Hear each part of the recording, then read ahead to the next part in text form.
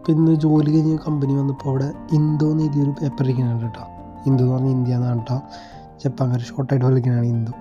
അപ്പോൾ അതൊരു OT-IT ഒരു ഹാൻഡ് ബുക്കിൻ്റെ കാര്യം പറഞ്ഞിട്ടില്ലേ, അതിലത്തെ 2 പേജാണത്. എന്തെങ്കിലും സീൻ ഉണ്ടെങ്കിൽ വിളിക്കാനുള്ള ഡേറ്റ്സ്.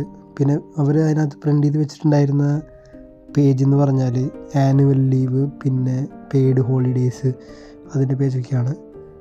ഒരു സൈഡിൽ ഇംഗ്ലീഷ്, ഒരു സൈഡ് ജാപ്പനീസ്. പിന്നെ എല്ലാ ബുക്കിലുള്ള കാര്യങ്ങളാണ്. ഞാൻ ആ ബുക്ക് ഫുള്ള് വായിച്ചുകൊണ്ട് പിന്നെ വലിയ പുത്തരിയായിട്ടൊന്നും തോന്നിയില്ല.